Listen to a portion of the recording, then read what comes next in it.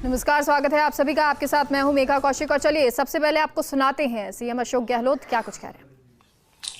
ऐसा माहौल बना दिया कि आगे वो बढ़ नहीं पाया, रुक गया, फिर रामगंज का मॉडल बन गया।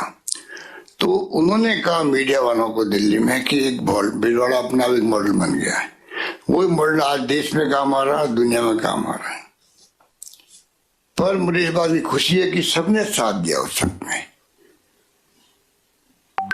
मैं तो निमित्त मात्र हूँ। मेरे बारे में अगर मैं मुख्यमंत्री हूँ तो मेरी जिम्मेवारी है, मैं निभा रहा हूँ, पर मैं एक निमित्त मात्र हूँ। असली तो हमारे योद्धा या तो हमारे फ्रंटलाइनर जो मेडिकल क्षेत्र के लोग हैं, चाहे वो डॉक्टर्स हो, चाहे नर्सेज हो, चाहे उनके अन्य स्टाफ के लोग हों, सरकारी व गैर सरकारी सभी लोगों ने उस वक्त में अपना आप को प्रतिबद्ध कर लिया था। बल्कि पुलिस कांस्टेबल तक ने खाने पहुंचाने का काम किया। आपको याद होगा पहली लहर में लोग ज्यादा घबराए हुए थे, पता नहीं महामारी किस हद तक पहुंचेगी, हम खुद जिंदा बचेंगे नहीं बचेंगे। उस माहौल के अंदर खाना पहुंचाने की बड़ी बात थी, अस्पताल में सेवा करने की बड़ी बात थी, रूम में जाना बड़ी बात थी, आईसीयू का हो या वार्ड हो, वार्ड में जाने बड़ी चिंता वाली बात थी। और कई डॉक्टर्स नहीं गए उस वक्त में भी, इसमें कोई दो राय नहीं, सब घबराए हुए थे। तब भी लोगों ने जिन्होंने काम किया उनको हम कैसे भूल सकते हैं। और बात लागू होती है जिन्होंने एनजीओ ने काम किया हो, धर्मगुरुओं ने खाना खिलाया हो, सूख की सामग्री भेजी हो। हम लोगों ने सरकार की तरफ से भी करीब 35 लाख लोगों को डीबीटी की डायरेक्ट बैंकों में उसके पैसा भेजा हम लोगों ने, बार बार करीब 5,500 रुपये भेजा हमने 5 किस्तों के अंदर। तो इस प्रकार सरकार ने तो किया ही किया, वो तो उनका फर्ज है। परंतु आप लोगों ने जो किया उसको कैसे भूल सकते हैं। पूरी मशीनरी राजस्थान की किसी कोने में बैठी हुई हो, कोई विभाग हो, शिक्षा विभाग हो, पुलिस विभाग हो, कोई विभाग हो, सबने अपनी भूमिका अदा करी। राम जनता इन्वॉल्व हो गई। वही कारण था राजस्थान के अंदर मैं समझता हूँ कि जो व्यवस्था हुई, अभी आप सब लोगों ने जिस रूप में उसका अप्रिशिएट किया उसके लिए मैं आपका आभारी हूँ। अब जो बात आती है कि आज जो आपके सुझाव आए हैं, एसओपी जारी करने के बाद में ये हमने तय किया कि आप लोगों की राय से फैसले करेंगे। मुझे इस बात की बहुत खुशी है, मैं आपका आभारी हूँ, आपका शुक्रिया अदा करता हूँ। कल हमने रात को तय किया और आज आप सब लोग इकट्ठे भी हो गए, मौजूद रहे और खुल के अपनी बातें कही। आप सबके सुझावों का मैं सम्मान करता हूँ, स्वागत करता हूँ। और ये आपको मैं विश्वास दिलाऊंगा कि कोई तरह से थोपने की बात ही नहीं है। चाहे स्कूल की बात हो, चाहे मंदिरों की, मस्जिद की, गुरुद्वारे की, चर्च की बात हो, प्रबंधन आपको करना है। आप सरकार से क्या अपेक्षा करते हो वो बता देना, क्योंकि हम नहीं चाहेंगे कि ये कोरोना जो है, पहली लहर का कोरोना अलग था, जहाँ ज्यादा चिंता थी लोगों को उस वक्त में। दूसरी लहर का कोरोना आया, वो उसका मिजाज अलग बन गया था। किसी को नहीं मालूम पड़ा, दुनिया में नहीं मालूम पड़ा कि हिंदुस्तान में कोरोना दूसरी ढंग का आ गया है। इसीलिए हाहाकार मर गया देश के अंदर, ऑक्सीजन का, दवाइयों का, व्यवस्थाओं का। आपने देखा होगा कि ऐसा माहौल तो दुनिया में किसी मुल्क में बना है और ढंग का बना था। पर ऑक्सीजन की कमी मिले,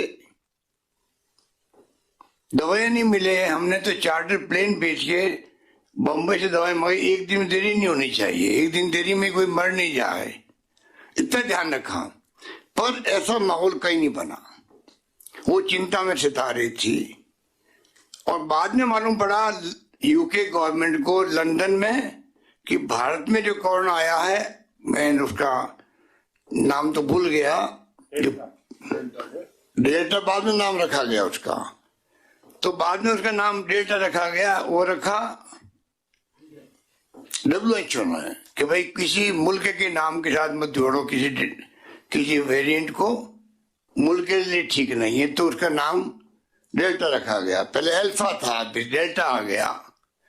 तो ये जो है तब मालूम पड़ा कि हिंदुस्तान में जो आतंक मचाया जिसने, वो डेल्टा नाम का नया वेरिएंट है, वो खतरनाक है। उसने तबाही मचा दी। कितने 4-5 लाख लोगों को मरना कोई मामूली बात थोड़ी है देश के लिए। हमारे यहाँ करीब 8,000 के लोग आसपास लोग मर गए। उसका नाम था B.1.617। बाद में उसका नाम रखा गया, डेल्टा रखा गया। कहने का मतलब यह है कि इस प्रकार के हालात में अपन ने इज्जत बचाई है, राजस्थान की इज्जत बचाई है। क्योंकि कई जगह तो ऑक्सीजन 1 घंटे की है, आधे घंटे की बची है, जल्दी मंगाओ, आ नहीं रही, लोग मर गए। कर्नाटका के अंदर, नोएडा के अंदर कई जगह स्थिति बनी ऐसी। फॉर्चुनेटली हम लोगों ने रात दिन एक किए, जहाँ व्यवस्था करनी थी, व्यक्तिगत भी प्रभाव काम में लिया। भारत सरकार के पास में 3 मंत्री हमारे गए राजस्थान के, अमित शाह जी ने वहां पर, धर्मेंद्र प्रधान जी ने, हेल्थ मंत्री जी ने बात की उनसे वीडियो कॉन्फ्रेंस से। मैंने बात प्रधानमंत्री से करी, उनके प्रिंसिपल सेक्रेटरी से करी, अजीत डोभाल से करी, स्वास्थ्य मंत्री से करी, गृह मंत्री से करी। कोई कमी रखी नहीं हम लोगों ने। इतना दबाव बनाया जिससे कम से कम ऑक्सीजन की सप्लाई में राजस्थान में तकलीफ नहीं आए। दवाइयों की सप्लाई भी आपको ब्लैक में मिली। दवाई दिल्ली में और कई जगह तो 1-1 लाख में जो दवाई हम फ्री दे रहे थे राजस्थान को। हमारे यहाँ राजस्थान में CT स्कैन फ्री, आपके 10,000 के इंजेक्शन फ्री, रेमडेसिविर के 40,000 के इंजेक्शन फ्री। उसका नाम तो मैं भूल गया हूँ, टॉसिलिजुमैब।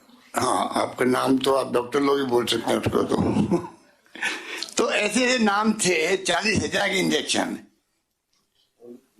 हमारे आपके पूर्व स्वास्थ्य मंत्री कालीचंद श्राफ जी को, उनकी पत्नी को भी वो इंजेक्शन लगे, 40,000 वाले लगे। सबको फ्री किया और इतना अच्छी व्यवस्था करी कि यूपी से, मध्य प्रदेश से, हरियाणा से, दिल्ली से लोग यहाँ आके इलाज करवाए। चौधरी अजीत सिंह जी को भिजवाया यहाँ से। ठीक कर आप, वहाँ मिल नहीं रहा था गुड़गांव के अंदर, मैदान नहीं मिला, मुझे याद है। कहने का मतलब कि, और डॉक्टर भंडारी ने और उनकी पूरी टीम ने कोई कमी नहीं रखी। रात को RUHS में, आप तो स्वास्थ्य मंत्री रहे हैं राठौर साहब, RUHS में रात को 2-2, 3-3, 4 बजे तक डॉक्टर लोग विजिट कर रहे हैं, रात भर विजिट कर रहे हैं कि भाई कोई वेंटिलेटर पे नहीं चला जाए, या गया हुआ है तो कैसे उसकी मॉनिटरिंग हो रही नहीं हो रही है। कहने का मतलब है कि बातें बहुत लंबी है, कोई कमी नहीं रखी सरकार ने, और उसी कारण से हम लोग बच पाए और राजस्थान वासियों को बचा पाए। और उसके लोग अप्रिशिएट कर रहे हैं, राजस्थान के बाकी लोग भी कह रहे हैं कि आपने अच्छा इंतजाम किया, एक स्वर में कह रहे हैं लोग। इसलिए आज जो हमने कहा है कि एक तो वैक्सीनेशन की बात है, इसका मेन उपाय तो या तो सोशल डिस्टेंसिंग है, मास्क, सैनिटाइजर, डिस्टेंस, ये जरूरी है। और उससे बड़ा है वैक्सीन। मास्क आपका, वैक्सीन अगर नहीं लगाई हुई है तो मास्क आपका काम करता है, वैक्सीन का काम करता है। पर वैक्सीन से ही आप सेफ हो सकते हो। मेरे 2 वैक्सीन लगी हुई थी तो मैं सेफ हो गया। वैक्सीन में कम से कम मृत्यु नहीं हो रही है, 99%। 1% की मैं नहीं कह सकता, पर वैक्सीन से आगे बच जाता, मृत्यु से बच जाता है। पोस्ट कोविड प्रॉब्लम कई हो रही लोगों को, पोस्ट कोविड लोग मर रहे हैं। ये इतना खतरनाक वेरिएंट है कि कोविड होने के बाद में पोस्ट कोविड के अंदर भी क्योंकि हार्ट अटैक, क्योंकि अस्थमा, क्योंकि किडनी खराब, कोई न कोई प्रॉब्लम होती है। ऊपर लगा के नीचे तक के अंगूठे तक की कोई प्रॉब्लम हो सकती है, उसको हो रही है लोगों को। लोग समझ भी नहीं रहे हैं। कोई मर गया तो देखता भाई कि यार पहले मर गया कोरोना में तो ये हार्ट अटैक हो गया, ये नहीं समझता कि हार्ट अटैक हुआ है कोरोना के कारण हुआ है। वो समझ नहीं पा रहे, गाँव के भी नहीं समझ पाते। स्थिति बड़ी नाजुक है और उसको हमें समझना पड़ेगा। अब बात रही है कि ओमिक्रॉन की, इस पर कोई जरा नहीं, दुनिया में 125 मुल्कों में ज्यादा फैल चुका है धीरे धीरे। साउथ अफ्रीका में भी अपन आप हम सब तो गवाह हैं 7 मूल, 15 मूल, 25 मूल, 50 मूल करते करते अब 125 से ज्यादा फैल चुका है। इसमें कोई दो राय नहीं कि अभी वैक्सीनेशन भी हो चुका है दुनिया के मुल्कों में, इसलिए वो इतना खतरनाक नहीं रहा। पर एक बात मैं कहना चाहूंगा कि जिस प्रकार से आपका सेकेंड वेव आई थी और डेल्टा वाली आई थी, उसमें संख्या ज्यादा थी। आप परसेंटेज में बात करो, परसेंटेज में बात करो। पहले वेव में ना ऑक्सीजन की जरूरत पड़ी और ना पड़ी जरूरत उसकी वेंटिलेटर की जरूरत पड़ी। दूसरी वेव में अचानक ही जरूरत पड़ गई ऑक्सीजन की भी और वेंटिलेटर की, क्योंकि संख्या जो बढ़ी उसका परसेंटेज चाहे वो 10% थे, 15% थे, उसके कारण से वो बेड तक भर गए। अब भी स्थिति है, वैसे कुछ नहीं होने वाला है, भगवान करे कुछ नहीं हो, और उसी ढंग से दुनिया सोच रही है और हो भी रहा है। दुनिया भर में पहुंच चुका है, लाखों लोग आ रहे हैं। यूके में, अमेरिका में 3-3 लाख लोग पर डे आए हैं। अभी 5 दिन पहले तो 5 लाख लोग आ गए एक दिन में। सब कुछ ठीक है, पर अगर विशेषज्ञ ये भी कहते हैं कि इसकी मिजाज बदल सकता है, कब ये म्यूटेंट बदल जाए इसका ले लेइए, कब अपना ये इसका जो वो जो म्यूटेंट होता है वेरिएंट का, अभी लोग कहने लगे ओमिक्रॉन और डेल्टा मिलके नया वेरिएंट बनाएंगे, तो कोई कुछ नहीं कह सकता। हम अपनी तैयारी पूरी रखें जिससे कि कैसी भी स्थिति आए उसमें हमारे अगर संख्या ज्यादा होगी तो बेड भर जाएंगे आपके। हमारी तैयारी रहनी चाहिए कि मैक्सिमम तैयारी करके रखें। ये बातें तो हम जो कर रहे हैं कि वैक्सीनेशन के अलावा वैक्सीनेशन तो जरूरी है, और मैंने एक स्टेटमेंट दिया था, वैक्सीन लगाना आवश्यक नहीं अनिवार्य है। वो मैंने क्यों कहा था? कानून कहता है कि अगर आप संक्रमित हो, एक व्यक्ति उसको नहीं मालूम मैं संक्रमित हो गया हूं, वो एसिम्प्टोमेटिक है, पर वो जितने जगह जा रहा है वो फैला रहा है और लोगों को फैला रहा है, अपने परिवार को फैला रहा है। ये उसको किसने अधिकार दिया कि तुम फैलाओ सबको? इसलिए जरूरी है कि हम ये कहें कि आपको वैक्सीन लगानी पड़ेगी। वो मना नहीं कर सकता आपको, वो मना करेगा तो वो फैलाएगा तो फैलता जाएगा। फिर तो ये कहावत बन गई दुनिया में, जब तक लास्ट व्यक्ति पूरी तरह संक्रमित होने से नहीं बचेगा तब तक तो पता नहीं वापस कब फैल जाए, उस वाली बात है। तो ये इसलिए हम कहते हैं वैक्सीन लगाने के अभियान चलाएं। हम धर्म गुरुओं से, एक्टिविस्ट से, एनजीओ से, पॉलिटिकल पार्टी के सब लोगों से मैं आग्रह करना चाहूंगा, अपने अपने तरीके से आप वैक्सीन का अभियान चलवाएं। वैक्सीन में हम लोग चाहेंगे देश में सबसे आगे रहे। हम लोग अभी भी काफी अच्छा हमने मैनेज किया, यहाँ पर हमारे अधिकारियों ने काफी अच्छी मेहनत करी है और उसको करना जरूरी है।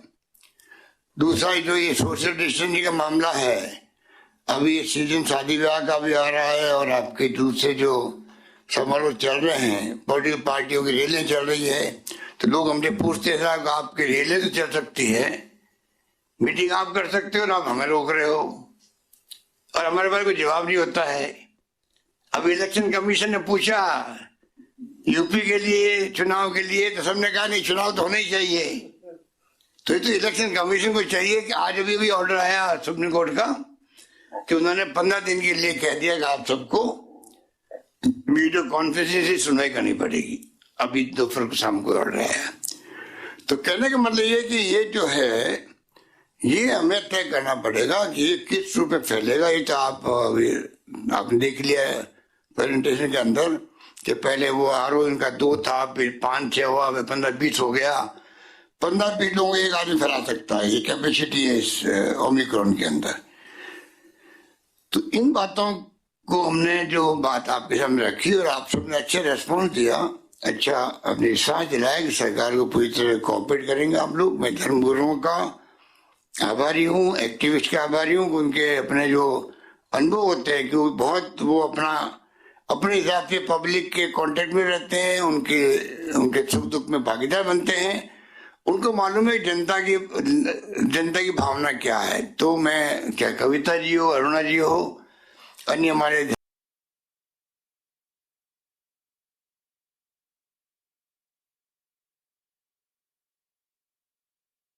तो तो सीएम अशोक गहलोत जो लगातार कह रहे हैं कि जो मीटिंग हुई है उसमें जो धर्म गुरु जुड़े हों या एक्टिविस्ट जुड़े हों, एनजीओ से जो लोग जुड़े हुए हैं, उन सभी के थ्रू वो बात मान रहे हैं। क्योंकि अभी जो मीटिंग हुई, हालांकि जो ये मीटिंग चल रही है जिसमें अब सीएम बोल रहे हैं, संबोधित कर रहे हैं, उनका ये कहना है कि सब लोग ये जानने की कोशिश कर रहे हैं, गेट पे खड़े रहे, अंदर जाते हुए उनको सैनिटाइज कर दे लिक्विड से।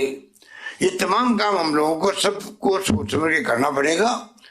हम इस भरोसे नहीं रह सकते कि साहब धार्मिक मेले भी हो रहे हैं, सब कुछ शादी ब्याह भी हो रहे हैं और कोई प्रोटोकॉल नहीं है, तो फिर अगर एक बार महाराष्ट्र की तरफ भी हो गया हम लोग, दिल्ली में अभी फैल गया बहुत भयंकर।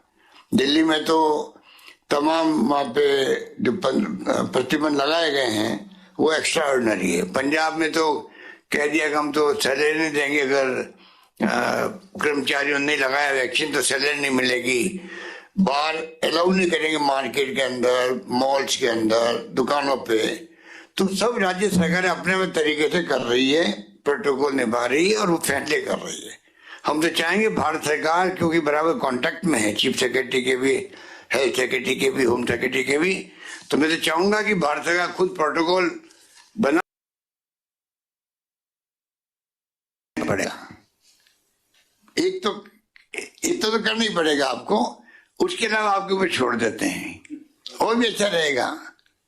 और मैं तो यहाँ तक कहना चाहूंगा, राजेंद्र राठौड़ जी बैठे हुए हैं, कि हमने जो प्रधानमंत्री जी को पत्र सबसे पहले मैंने खुद ने लिखा, ऐसी वीची करके, आप तो मौजूद थे उस दिन, कि बूस्टर डोज लगाना शुरू करो। मैंने डॉक्टर पाल जो है नीति आयोग के मेंबर, जो इंचार्ज इसके वैक्सीन के, उनके मैं लगातार टच में था। मैंने उनको रिक्वेस्ट करी तो वो कहने लगे पहले सेकंड वैक्सीन लगने के बाद में फिर हम सोचेंगे। तब भी मैंने एक बार मीडिया को कहा था कि नहीं, ये गलत अप्रोच है। आप जो बच्चे हैं उनको भी, बुजुर्गों को भी, या बुजुर्गों नहीं सबको ही, क्योंकि 6 महीने बाद इफेक्ट खत्म हो जाता है, तो आप सबको बूस्टर डोज लगाने का प्रारंभ करना है। मुझे खुशी है प्रधानमंत्री जी ने अनाउंस किया बूस्टर डोज का भी, हालांकि उन्होंने राइडर लगा दिया है 60+ का, बीमारों का राइडर भी खत्म होना चाहिए मेरे हिसाब से। अल्टीमेटली आपको बूस्टर डोज लगाने की तैयारी हमारी सरकार की होनी चाहिए, क्योंकि अल्टीमेटली वैक्सीन ही आपको बचाएगा। WHO ने जो 3 दिन पहले कहा है, बूस्टर बूस्टर बूस्टर, 3 बार बूस्टर लिखा उन्होंने। WHO कह रहा है सुनामी आएगी इसकी, ओमिक्रॉन की, नहीं आए तो बहुत अच्छी बात है। अब WHO की एक अलग क्रेडिबिलिटी रही है देश के अंदर, अब वो कह रहा है कि तो सुनामी आएगी। 15-20 दिन पहले आपने सुना होगा, वो यूरोप के लिए कह रहा है कि लाखों लोग मरेंगे, पता नहीं मैं फोन में भूल गया, 5 लाख थे या 4 लाख थे। अगर WHO की बातें बोल रहा है तो क्यों बोल रहा है, मेरी तो मैं खुद भी नहीं समझ पा रहा हूँ कि अगर ये उनके पास कोई प्रूफ होंगे तो या एस्टिमेट होगा उनका, साइंटिस्ट कह रहे होंगे उनके। पर ये स्थिति ऐसी है कि हम लोगों को राजस्थान को, मैं अंत में यही कहना चाहूंगा, तमाम जो हमारे लोग साथी बैठे हुए, कलेक्टर साहबान, CMHOs, अन्य अधिकारी, कि जो अभी बातें हुई आपके सामने, आपके वहां सब जगह बैठे होंगे, NGO वाले बैठे हैं साथी हमारे, क्योंकि राजस्थान में NGO बढ़ चढ़ के एक से बढ़ के काम करने वाले लोग हैं। राजस्थान भर में धर्मगुरु अपना दायित्व निभाते हैं, धार्मिक स्थलों पर एक्टिविस्ट अपना काम करते हैं, और जैसे मैंने कहा प्रशासनिक अधिकारियों ने, कर्मचारियों ने, पुलिस कांस्टेबल ने कमी नहीं रखी। आप सोच सकते हो कि जब आप लोगों ने इतनी बड़ी कामयाबी हासिल की है और देश में नाम हुआ है, तो मैं आप सबसे अपील करना चाहूंगा कि अभी भी आप जो फैसले हो रहे हैं, अभी आज रात को SOP और जारी होगी, और उसी रूप में आप लोग सभी मिलकर के आप लोगों को चाहिए कि वही माहौल बनाए, एक दूसरे की इमदाद करे। अभी तकलीफ में लोग हैं, अभी गलता पीट के मैन जी कह रहे थे कई लोगों के काम धंधे बंद हो गए, ये बात ठीक है, कई डेस्टिट्यूट थे, हमने इमदाद करने की कोशिश भी करी, हम उस तक पहुंचने का प्रयास कर रहे हैं। हमने कोरोना को जोड़ दिया है चिरंजीवी योजना के अंदर। ब्लैक फंगस आ गया राजस्थान के अंदर। ब्लैक फंगस राजस्थान में, महाराष्ट्र में, दिल्ली में, 2-4 राज्यों में आया था। उसके लिए भी हमने जोड़ दिया उस स्कीम के अंदर। तो सरकार की तरफ से तो सब योजना बन रही है। मैं आपसे अपील करूंगा कि आप लोग भी वैक्सीनेशन का अभियान चलवाएं। डिस्टेंसिंग मास्क की जो है, पहले हमने बंटवाए थे, लाखों करोड़ों मास्क बंटवाए थे नगर पालिकाओं से, नगर निगमों से। मैंने फिर कहा मिस्टर देथा को वो अलग कैंपेन चलाएं। आप अपने बड़े क्षेत्र में माइक लगा के आप लोगों को समझा सकते हो, क्योंकि मास्क लोग लगाना बंद कर दिया। मास्क जो पहले माहौल था लगाने का, तो पहले 70% लगाते थे, अब 90% नहीं लगा रहे, बल्कि 95% नहीं लगा रहे। तो मास्क लगाने का अभियान चले। नगर पालिकाएं, नगर निगम है, नगर परिषदें, जो उनका सिस्टम होता है, पुलिस की गाड़ियों में माइक लगे हुए हैं। डीजी साहब को कह रखा है कि आप सब माइकों पे टोको, लोगों को टोकना शुरू करो, भाई मास्क क्यों नहीं लगाया आप लोगों ने। जब लोग खड़े हैं तो टोके। हमारे वीरेंद्र सिंह जी कहते रहते हैं आप भी टोको एक दूसरे को। अगर कोई आम नागरिक भी देख रहा है कि मैं मास्क लगाया हूँ, सामने वाला मास्क लगाया हुआ नहीं है, उसको टोकना चाहिए, आप मास्क क्यों नहीं लगाया। ये जब तक हम लोग वहां पर अभियान नहीं चलाएंगे तो ये फैलेगा बहुत तेज गति से फैल रहा। अभी भी देखा आपने, पिछले 10 दिन के फिगर देखे आपने। तो हम उसको टोकना शुरू करें, माइक से अनाउंसमेंट करना शुरू करें, मास्क के लिए सोशल डिस्टेंसिंग मेंटेन करवाएं।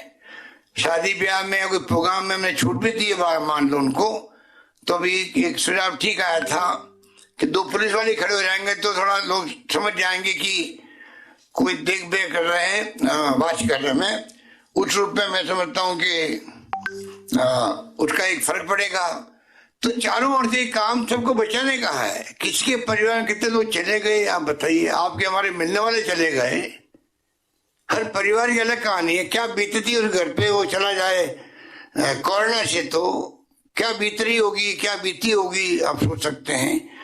तो बचाने का काम कर रहे हैं हम लोग ये। तो मैं उम्मीद करता हूं कि आप कोई कमी नहीं आने देंगे और हम सब मिलकर के इसको, इस जंग को जीतेंगे। ये हमारे सबका संकल्प होना चाहिए।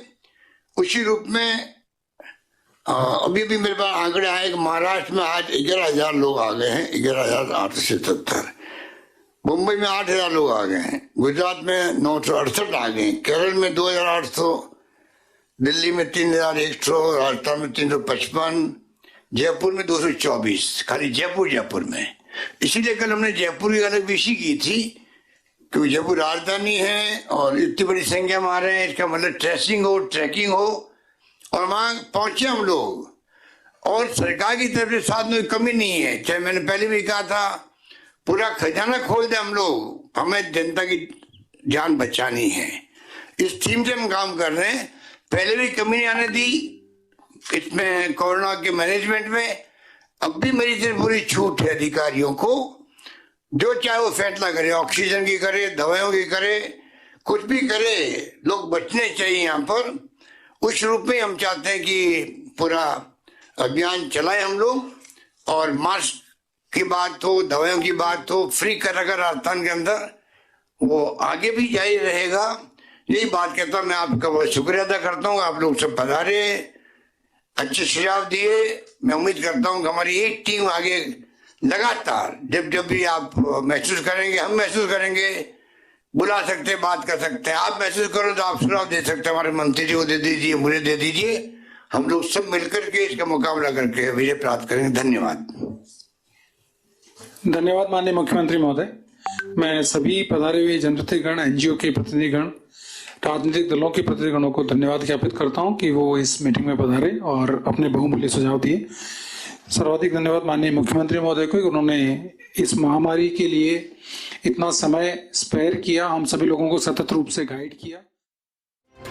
वीसी के जरिए ये मीटिंग हुई और करीब 2 घंटे के करीब जो मीटिंग चली है, उसके बाद मुख्यमंत्री ने संबोधित किया और कहा कि मास्क लगाना होगा, रोकना टोकना एक दूसरे को होगा, सोशल डिस्टेंसिंग का खास ख्याल रखना होगा। लेकिन साथ ही साथ जो महत्वपूर्ण बात की वो ये कि एसओजी जो है, एसओपी आज जारी कर दी जाएगी, रात को ये एसओपी जारी होगी और इसी के साथ जो नई गाइडलाइन है वो भी आ जाएगी, क्योंकि लगातार जिस तरह से मामले सामने आ रहे हैं उसको लेके मुख्यमंत्री गंभीर हैं, चिंतित हैं और इसका उन्होंने जिक्र भी किया कि जिस तरह जयपुर के लिए हमने कल मीटिंग की वो इसलिए क्योंकि अब लगातार मामले यहाँ पर बढ़ने लगे हैं, तो ट्रेसिंग होनी चाहिए, ट्रैकिंग होनी चाहिए और इसीलिए ये जयपुर के लिए मीटिंग हुई और आज जो मीटिंग हुई है हो सकता है इसके बाद कुछ कड़े फैसले लिए जाएं। हालांकि इसको लेकर अभी मुख्यमंत्री ने कुछ जाहिर नहीं किया।